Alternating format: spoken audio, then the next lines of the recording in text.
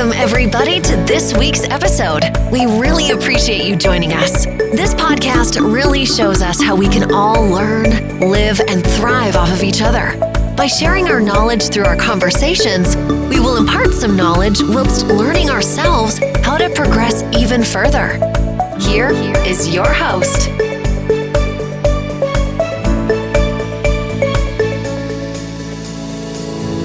Welcome, everyone. Richness of Our Lives podcast. I'm Mary Scott, and today I have a very special guest, and you can see her on our screen. This is Sharon Stewart. Now, I would take all day to really reel off everything that Sharon has done in her life, but suffice to say, 47 years as an RN registered nurse. My goodness, that alone is something to hang your hat on, if you like.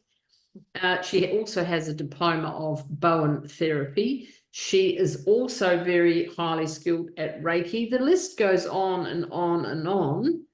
And she is also a fantastic presenter, and her deep passion is laughter yoga. Oh my gosh, maybe you've never heard of it, so you're in for a bit of a treat, really. And I wanted to just quote something before we jump into this interview with Sharon, and I took this from her bio. No fun in medicine, but medicine in fun. I thought that's a great place to start today. Hello, Sharon. Welcome to you. Hello, Mary. Thank you so much. And laughter is the best medicine, they say.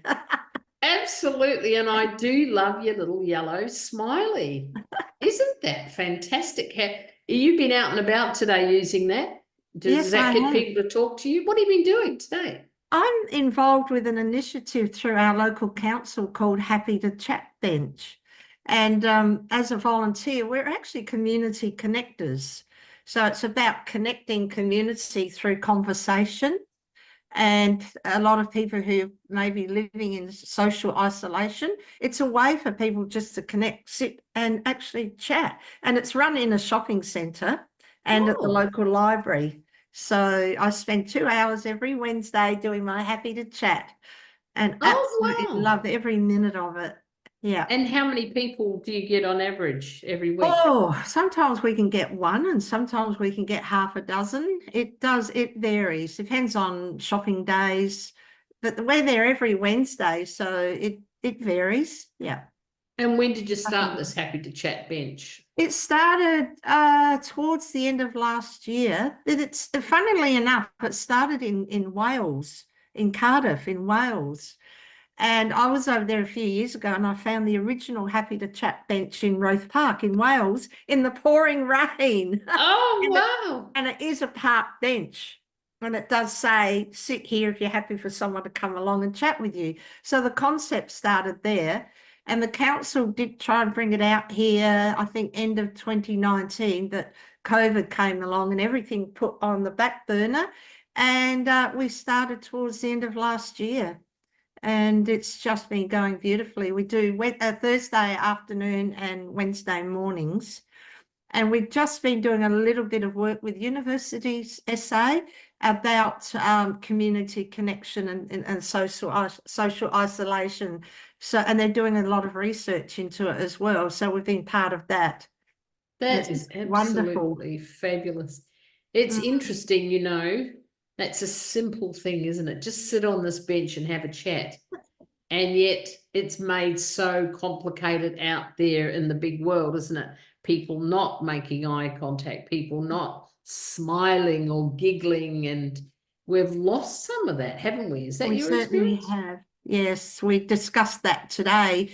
A lot of people walk past and even I smile away, and some people are like, oh. Yes. So we've decided that we're all abnormal and everyone else is becoming normal, and we don't like it. We want people to be abnormal and come and say hello. That's right. You're in the minority. That's absolutely right.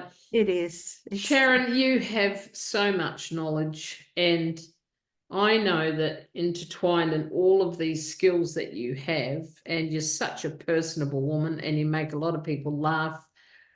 what is it about personal growth, personal development that makes your heart sing? Because this is underpinning when you look at nursing, customer service. You were a good old-fashioned hospital-trained nurse like myself, I might add. Oh, So yeah. kindred spirits there. But what is it about personal development? Because this connects all of these things, I believe. What would you say? It certainly does. I find, well, even what I do with the laughter, I've loved personal growth. I think my nursing career has helped with that. And life changes and just different things I've done over time, even studying Bowen therapy, working with the body, and then becoming sort of looking at mindset. There's a lot of energy work involved. And the laughter certainly has completely changed that around, because I find when I'm in my head, and I've worked with clients with this, where people become this looping, and with the laughter, it gets out of the head into your heart. And it really helps build the resilience and the confidence, trusting in yourself and trusting in other people, just learning to laugh together. So that's just one aspect, but I've been interested in personal growth and development for years. Mindset, having a growth mindset and not being stuck in some ways. And I think every now and then we all get stuck in our lives, but something will come along and it will push you out of that and help with that growth mindset happening. Yeah, that's lovely.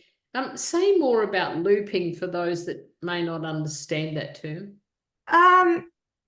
My daughter's a really good one, because she goes, Mom, what if? People get stuck, and I've done it with the what ifs.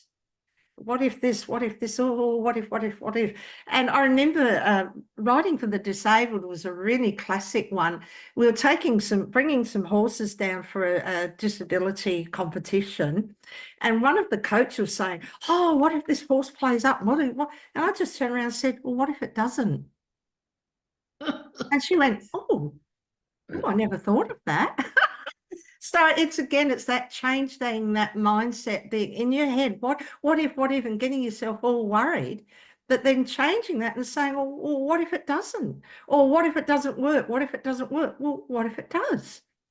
So how can I laugh to get out of that? Can you give me what I would actually do if I'm going, what if, what's the next thing that you would suggest? Well, for me, with the laughter, and I'm talking, the way I look at it is being in our heads, or my head, and it's a body mind thing. So the body, it's called, we don't rely on comedy or jokes to laugh. We just laugh. It comes from within. And I find sometimes if I'm really stuck in my head, I'll just go ha ha ha ha ha ha ha ha, which it sounds so silly. And the mind that's doing all this rabbiting on will go, oh, what's happening? She's laughing. So the body's going, ah, ha, ha, ha, and the mind's going, oh, oh. Oh, I love it. So then it connects, and then for me, this is where it stops, and then the laughter begins, and then you could take it even further. That's just a slight concept of it. It goes a lot deeper than that. But in layman's terms, it stops all the head stuff going around. That's brilliant. And it certainly does work for me. I had a chap that come to a few of my classes who is a recovering alcoholic, and he said to me, thank you for getting me out of my head. He finds that when he gets stuck in his head, he just starts the laughter and it stops. So, yeah. Oh, that's brilliant. I love that. And I know that you went to a really important convention in Turkey earlier this year. Oh, Tell me what that was about, would you? It was a laughter yoga conference. It was the first one that I'd actually ran. Now, I know the chappie in the UK that he's a laughter yoga leader, and I know the lady in Turkey. I follow her on Facebook, but I have met Jo face to face. And they got together last year and they just said, let's run a conference. Okay. So they put this conference together, and I just happened to be in the UK. So I thought, right. So I took myself across to this conference, and oh my goodness, it was so life-changing. There were over 65, 66 participants there from all over the world. We even had people from a couple of war zones, Israel. We had someone from Israel, Iran, and we had someone else from Tunisia. And at the end of this conference, on the second day, there was not one dry eye, not one. And the connection, and the conference was about we all laugh in the same language. Beautifully said. I love And that. I had goosebumps when you I said that, know, by the way. and it was about breaking down barriers. And this is the concept again behind laughter yoga. It's building communities and breaking down barriers because we all laugh in the same language. Yes, And we all lovely. I smile in love the that. same language. We do indeed. And once again, I'm struck by the simplicity of it, you know. And when you come from a long-standing nursing career where things are based on empirical evidence, if you like, and you've got to know the ins and outs and everything to make sense, how refreshing is this? That laughter is so easy. Like, I know when you start doing that, I start laughing straight away. When you go, ha, ha, ha, I'm off. And I've watched lots of your videos, and I noticed that I laugh very quickly. Has that been your experience when because you do laughter sessions on the beach, you do corporate laughter sessions, you do one-on-one, you do online. You're quite a guru. You've even been featured in a guru book. I met the guru from laughter yoga January last year. I went to India for 10 days and spent 10 days with Dr. Maiden Kataria, who's the man behind laughter yoga. So wow. So I guess I am a guru too. Well, it says in the book that you're a guru. So, you know, you've been featured in a book, and you're quite famous. You've been interviewed on ABC radio, asking your opinion more than once, I believe. About 3 times now. Yeah, see, you're considered an authority, I would even say, on this. So tell me, there's such a contrast from evidence-based working, if you like. That's not to say that we make some beautiful connections as a nurse, but is laughter yoga as simple as it seems? For some people, it is very strange. There isn't a lot of scientific evidence, though. There's been a lot of work done around it, and the science is actually in. There was a program on Catalyst about 18 months ago about laughter yoga where they tested cortisol levels before and after and found that it dropped the cortisol level. So the science is in. And like I said, we don't laugh we don't laugh at anybody. We laugh with. People say to me, well, why are you laughing all the time? There's not much to laugh at. And I said, I'm not laughing at anything. I'm just laughing. And the lot behind the laughter, it's about breath. It's the breath. So we breathe in and we laugh it out. Ha, ha, ha, ha, ha, ha, ha. So it's yogic breathing. This is where the yoga comes in. So there's no downward dogs. There are exercises we do, but it's the breathing in and the laughing out, ha, ha, ha, ha, ha, ha, ha. And we make different laughter sounds. And I have found that some of people that have come to my classes or my groups have found it very confronting, because a lot of people just don't find it natural to laugh, or they're feeling vulnerable. To laugh in a group is being vulnerable. And I say to people, just make the sounds. Breathe in, ho, ho, ho. Breathe in, ha, ha, ha. Breathe in, he, he. And we do different laughs around that. And if they're feeling a bit worried, just make the sounds. Ho, ho, ha, ha, he, he. It is so simple. And profound results. Very much. That's lovely. Isn't it funny how you say that's confronting? And as soon as you said that, I had this thought about crying, laughter. Well, they're all similar energies, aren't they? We do cry and laughter.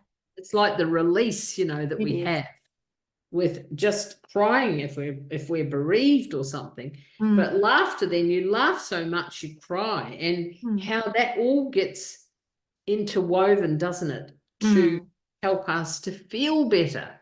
There's got to be magic in that, Sharon. We do a crying laughter session. So, do that again. I love it. The audience will love that.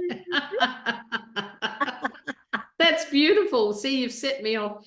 It's brilliant. You know, what led you to laughter yoga? I see there in your bio, you said laughter yoga changed your life. What does that mean? it has. At the time I was in a very bad place, and my daughter had gone overseas on top of it all. Anyway, but I get to visit her now and go and join laughter clubs overseas, which is good. My father was ill. I was looking after Dad, and I was struggling with Mum. There was lots happening, and my father passed away, and I was quite devastated. We were very close. He always said to me, "I just want you to be happy." So that was Dad. And somebody took me off to a laughter club. And I thought, oh yeah, okay. Were you suspicious? Pardon? Were you suspicious? I'd had heard of it, but I didn't know what it was about. And I was a bit confronted at the time. I was embarrassed. People are looking at me. For laughing.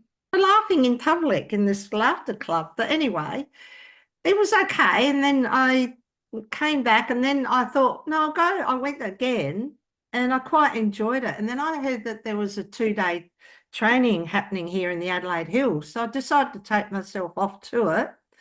And that was it. I loved it. And there was one session where we do laughter meditation, that we're laying on the ground, and I lost it. I literally lost it. I burst into tears, and I lost it. And I basically curled up in a fetal position, and I sobbed and sobbed and sobbed. Oh my goodness. And then after that, I was fine, and I got back into it. And it was almost like it left me in a way. Yes. And then I went back a couple of months later. He had a bit of a reunion. And in the meantime, I got wind of Laughter Yoga Australia in Melbourne. And I thought, oh, I'll go off to that. And Nev said, "I'll go now." And I went, "No, this is 2019. And I said, no, I'll go next year. And he said, "Go now." And I went, "No, I'll go next year." Anyway, I decided to go, and that was it. I was there for, I did the teacher training, the leader training. It was just wonderful. And I came home a completely different person. And started my first laughter club end of 2019.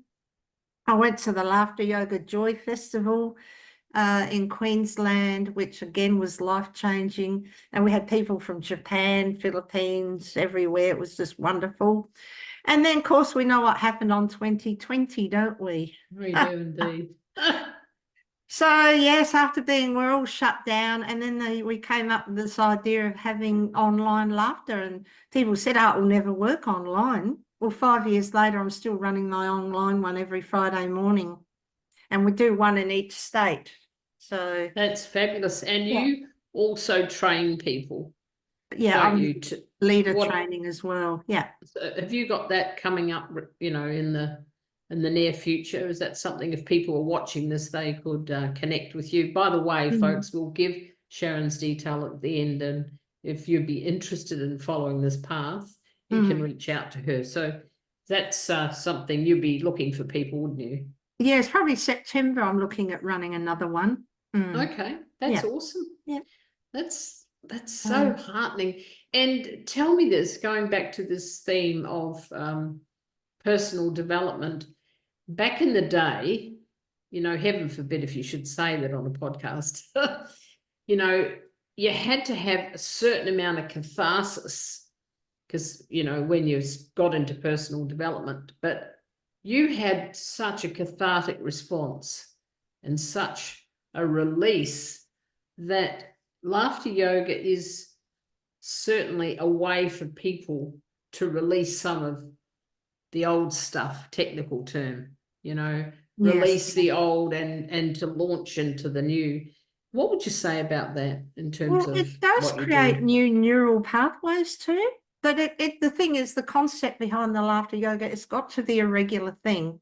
if you go out with friends and have a few wines and a chat and a giggle and a laugh, or go and watch a movie or a stand-up comedian, the laughter, we laugh, but it's short-lived. And which is, it's good, it's great to have that. But the laughter yoga is probably 15, 20 minutes to half an hour of laughing, breathing, and stretching. So, and it's something that needs to be practiced every day. I guess it's like meditation or breath work. Just practice a bit every day for it to actually start to work. Some people go to a laughter club once or twice and go, oh yeah, well, that's it. And it was a bit of entertainment and a bit of fun. And that's one side of it. But to actually embody it, a bit like meditation or breath work, it's something that has to be practiced every day to get benefit. Imagine saying to someone, oh, you want to join in with me today as I practice my laughter? I think that's such a brilliant idea. The more I practice my laughter yoga, the happier I become. How does that sound? It does work, yes. And there's the 1 minute laughy. Tell me about that. This is a laughter yoga Australia concept. And honestly, and they're doing a lot of research into it. It's just brilliant. We get our phones. Yes. And, people take selfies. Yep.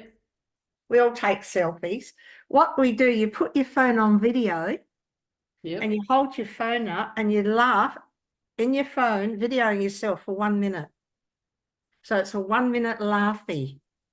And then you keep that. And if you're in a game, you can share it amongst your friends. And if you're in a game, you can put it on Facebook or the Laughy Challenge, which is a group.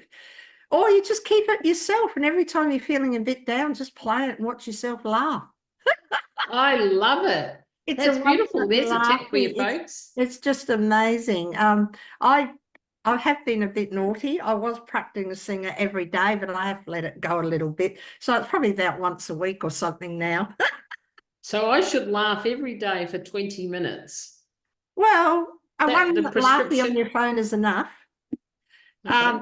But what I'm saying, if to laugh every day is probably a couple of minutes of just laughing and breathing when you're on your own, just getting up and having a stretch. And just 2 to 3 minutes is enough.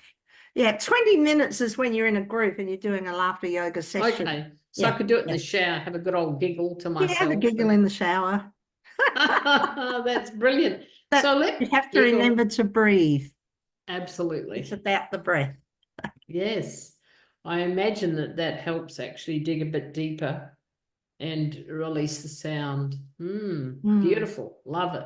Okay. So Sharon, we've talked a lot about laughter yoga, but you, like I said, you've had quite a journey. You have done some amazing things. Writing for the disabled is one of your passions and has been in the past. You've got Reiki, you've got all sorts of strings to your bow. Has there been a time in your life where you've had huge adversity, and how have you overcome that? Would you be open to sharing that with us today? Oh, yes, certainly. Well, I went through a brain tumor many years ago. That certainly built my resilience. And after I got through that, I had a lot of balance issues. And of course, writing for the disabled, the first thing I did was got back on a horse. And even my mum went, oh my goodness, what are you doing? I said, I have to do this. I had help. I had someone help me on the horse. And I was an avid event rider, show jumper, dressage person. I used to compete. Okay. But after this operation and all the balance issues, I said, I've got to get back on a horse. And everyone said, you're mad. You're mad. I went, no. Anyway, I got back on my horse and I had someone lead me around. And I was like, whoa. And honestly, within a couple of weeks, my balance was a lot better. I was able to take over the reins and just ride off by myself. And I must have been about a few months later, I went back doing my first one-day event, which is only a small cross-country show jumping thing. And I still bald. I still had all my head shaved. and Oh, I still have wow. facial palsy. So I went back and did my first event within a few months. So having the horses around helped me a lot because I'm an avid horse lover. That's hence I've got involved with riding for the disabled. And I did go through a very traumatic marriage breakup where there was a lot involved with that. So PTSD, there were firearms involved and things like that. And I think just I did a lot of mindset work and self-help things then and went off and did NLP training and different things, which helped me through these things, building up my resilience. So I think there was just a lot of things that helped me build that up. And at that stage, I had riding for the disabled. So that was my go-to place then because the days we weren't running and if my daughter was at school, I'd just go down there and sit with the horses. And what was it about? Tell me about that connection with the horse. I've been a helped. horse lover my whole life. I think it's the freedom of movement. One thing we learnt with riding for the disabled is a lot of our riders found freedom of movement on the horse. That beautiful song, You Raised Me Up. Oh, yeah, that's a great song. I love And there it. was a beautiful video that RDA did quite a few years ago of riders, disabled riders on the horse, and the horse became their legs and their movement. So it's that Yes. movement that they didn't have on the ground, but they actually got on the horse. So Beautiful. That there's real synergy in that, isn't there? there was a lot What of you're synergy saying. in it. Yeah. And Yeah. I imagine that's that same synergy that helped you to get your balance back and be able to take the reins again, literally in your life and on the It does. horse. It does. I'm very humbled by people, especially working in that area. Oh my goodness, some of the adversities and they get on a horse and just achieve these amazing things. It just, yeah. And even some, I mean, it wasn't all competition. We had some riders that they just get on for their half an hour and just be led around and doing little games, like putting a ball from a bucket into a barrel or something like that. So we had games, horsey games and things like that. So that helped me through a lot, RDA, at that stage. Yeah. So what do you think when you said to your mother, I've just got to get on the horse, and people are like, no, what do you think it was about you? What was driving that? Can you unpack a little bit of that for us so we can understand? Especially for people, I'm a horsey person as well, but what if I'm not? Help me unpack and understand that a little, would you? I guess it's animal therapy. Some people love dogs. Some people like to go for a walk on the beach, swimming in the sea. It's just this energy, this feeling that you get from, or that I get from horses, dogs. Somebody else may get it from being in the ocean or swimming with the dolphins, or just people get different energies from different things. For me, horses are grounding. They're very grounding for me. So was it an intuitive thing that you said to your mother, I've just got to get back on the horse? I Like, think how did you know? How old were you when this happened? 36, I think. So you're in your 30s. Yeah, 30s. So In you my had a bit of 30s. life experience. Yeah, So was it intuitive thing? I'm just going to get back on the horse. I think it was intuitive. It was an urge, and I've got the urge now. I'm getting back on a horse again. I'm nearly 7. I'll be 70 next year, but I think it was an intuitive thing. Yes, yeah, because I knew it would help me, and it How did. did you know? I don't know. I felt it. Where did you feel it? I felt it. Where did you feel it though?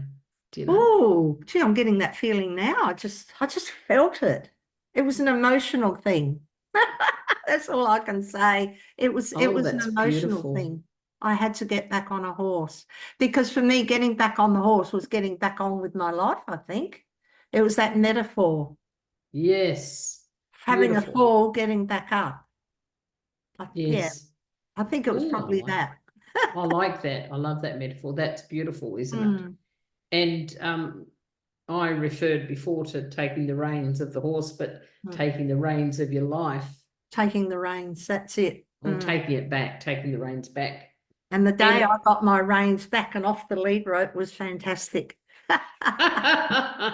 Yes, that's beautiful. So someone was leading you, think about this in terms of life, someone was leading you around, then you got the reins back. How many times have you experienced that in your life where you've felt like you've been led and then the training wheels come off, as it were, and you can rise up and become great? Have you had this experience in your life as well? Yes, I think I've had it a few times, ups and downs. It certainly built my resilience. Yeah. How do you think we build resilience? Oh, I think for everybody it's probably a little bit different, but what's that saying? If it doesn't kill you, it makes you stronger. And we're both alive, so it must have made us stronger, those kind of I'm sure there's things that adversities. happen that it'll make people stronger. I mean, everybody in life deals with things differently. Correct. And that's something I'm very aware of. Not everybody's that strong, not everybody's that resilient. And some people are still just finding their way. That's right. And what do they say? Cookie cutter. No, there's no cookie cutter, that's for sure. You absolutely have to. Well, I know in my coaching, you'll be familiar with me saying this. You have to start where you're at, and that's what you're saying. You have to experience people for where they're at. Where they're at. I love metaphors. And this is why I love the laughter yoga, because we use a lot of metaphors in laughter. So, give me another one. You want one? Give me another metaphor for something then. All right. This one I use in laughter again. It's we do a milkshake laugh, which is all over the world, but I use it. None of us can run on an empty cup. No. So I fill my milkshake cup with the gratitude and trust and love and all that. Shake it up, drink it down, ha ha ha ha. And we shake it up and then we splash it all over everybody. The milkshake. What's a milkshake? Laughter. It's called a milkshake laugh, which is it's like making the lassi in India. Yes. Mango lassi, and we drink it down or we throw it all over everyone, get covered in sticky milkshake, and then we brush it all off. But I use the metaphor of running on an empty cup. So we're filling our cup with all this wonderful stuff, drinking it down, and then we throw it all over everyone, but we don't brush it off because it's all good stuff. So a lot of laughs can be turned around for whatever area that I'm working in. If I'm just doing laughter in the park, it's just all fun and entertainment. But if I'm doing sort of mindset or different sort of work, I'll use that laughter around what area I'm working in.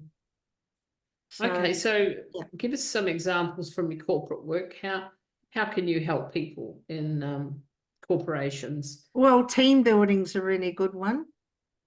Team building is where we can get these imaginary ropes and do the thing or the skipping and tripping people up. But it's working as a team. So there's a lot of laughs we do around teamwork.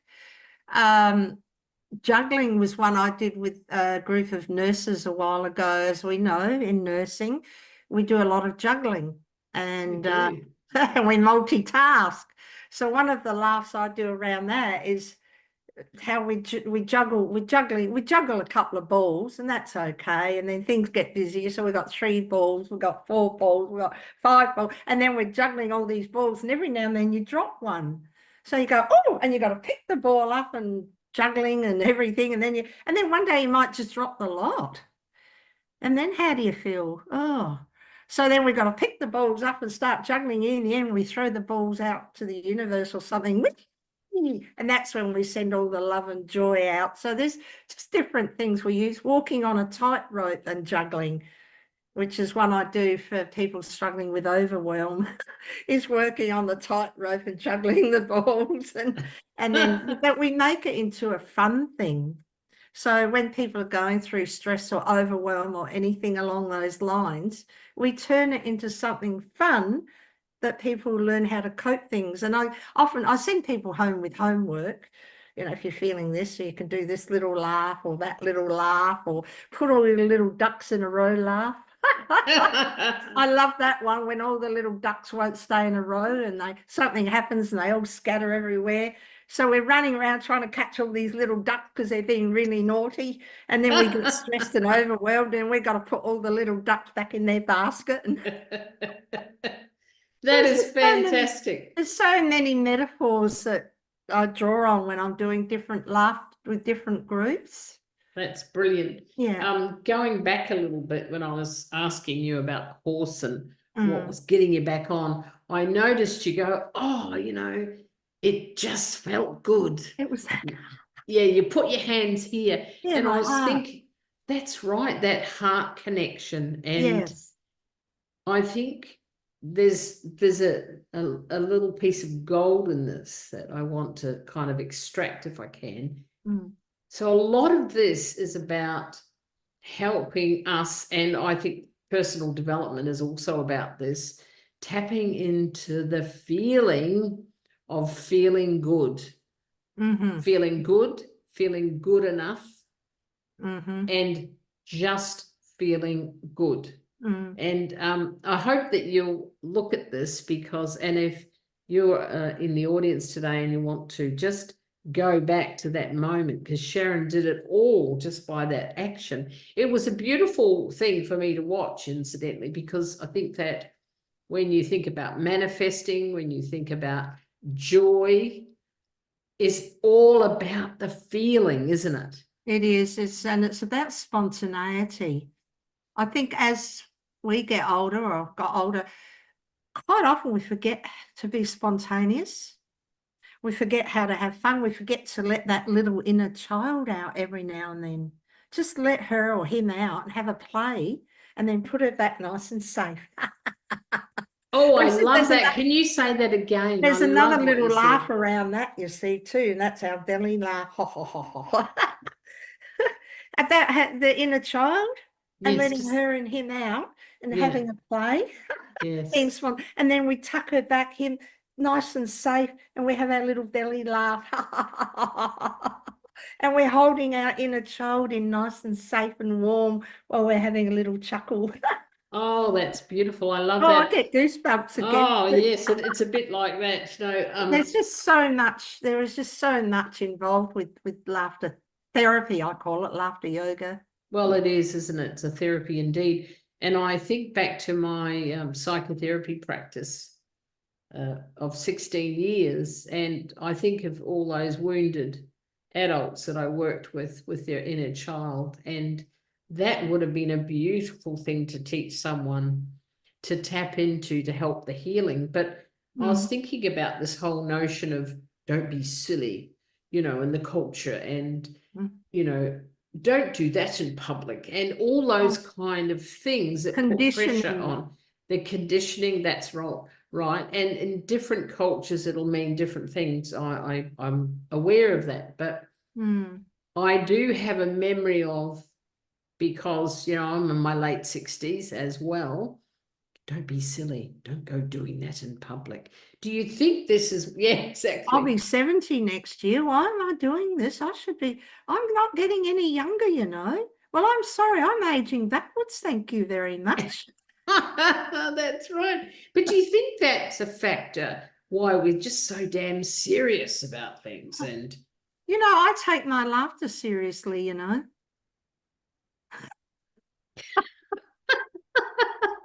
Laughter is serious business. That's right. Yes. Oh my goodness. I remember as a child, and this is how telling a child, will you grow up? Yeah. How can you tell a child to grow up? They're a child. That's right. And then, you raise an interesting point there. That's funny. I haven't laughed so much in one of my podcasts ever. But you raise a good point, don't you? Because I was listening to, it was probably another podcast, and someone was saying, the challenge is that our kids don't actually have a childhood anymore. What would you say to that?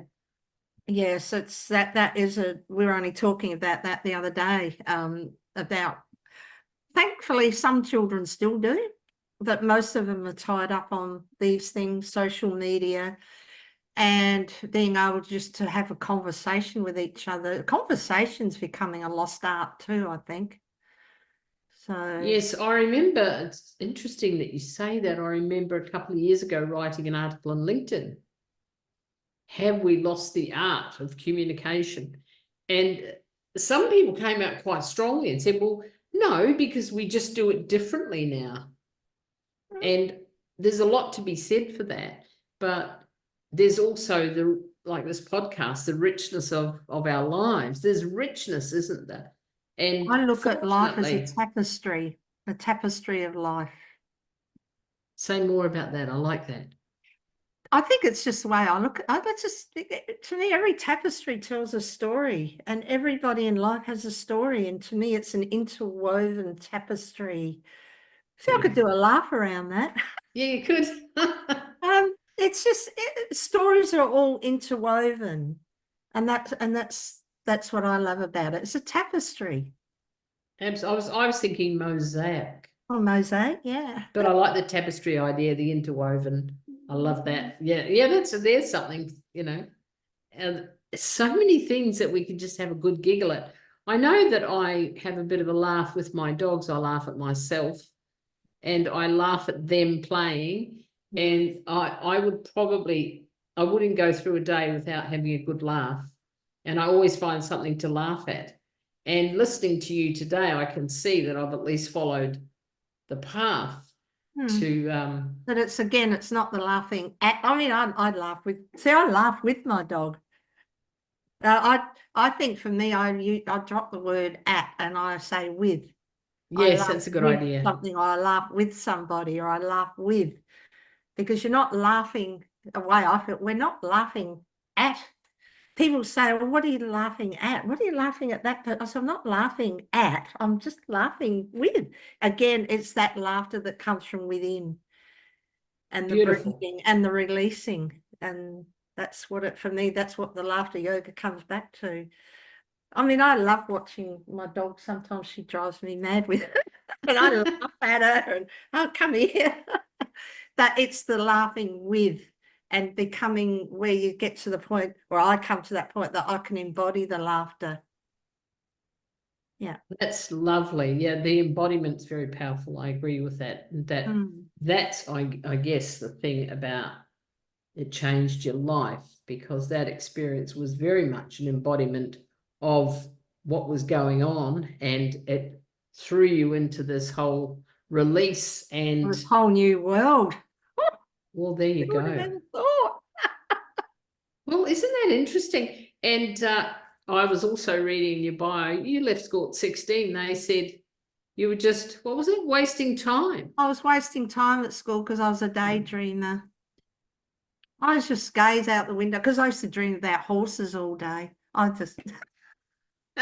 And they said, get out of here, go and do something useful. And it's in my report card that I was wasting my time at school. So luckily I went and left school, and I managed to get into nursing with the old matron who used to come around and check the damp dusting and all that, with the starched aprons and the big hats and the draw sheets. You remember the draw sheets? They were pretty stiff.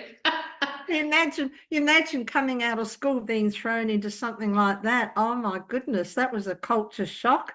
I bet it was. But did you have fun in those days at 16, liberated from school, thrown into nursing? Oh yes. Yes. It was scary, but boy, did we grow up quick, but boy, did we have fun. We used to sneak out. We used to sneak out the nurses' quarters at night and get up to all sorts of shenanigans. Me too. I'm having so much fun talking to you, because some of these stories are similar to my own, which I just love, and that sets me off. And the matron used to live downstairs with her cat. With her cat, is that what you said? Yeah, I thought you said her hat initially. That's interesting. We could launch into a few nursing stories. We'll resist that today. Yeah. Tell me this: what if you could choose anything about laughter yoga and around the globe? If you could personally change something through your laughter yoga, what would it be? World peace. And that's Oh, something wow. Dr. Gataria and the theme when I was in Turkey, we all laugh in the same language and they were laughing for world peace. Breaking down those barriers, and for me, it's connecting people through laughter, joy, and happiness. Oh, beautiful. Say that It's just again. about that it's about that connection, about connecting people through laughter, joy, and happiness. Laughter, joy, and happiness. Just That and the is happiness beautiful. comes from within. It's not something. I guess we all look for external things to make us happy, but it's that happiness that comes from in that we can actually spread out and share.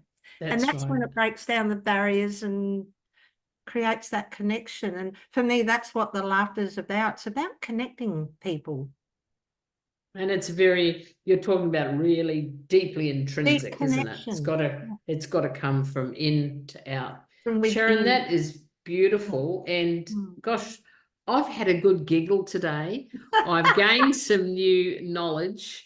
And I want to thank you for giving up, because I know you're very busy with your corporate work, your training, all that you are doing, and you're making a difference there in South Australia. And my wish for you is that this will be global. People will be seeking your, what should I say, guidance, and getting people to laugh all around the world. And I know we'll be hearing more from you. You're already a guru, as we know. In the book says guru.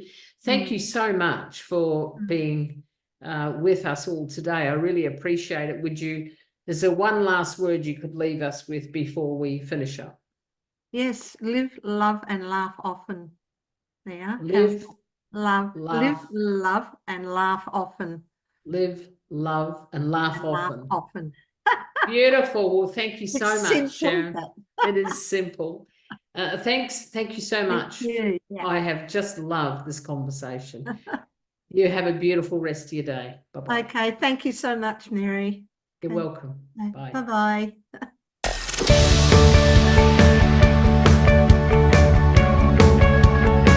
This week's episode has come to an end. But the fun doesn't have to stop here. If you have any questions, suggestions, or feedback, head over right now to Twitter and Facebook and like, share, and get involved. Join us next time.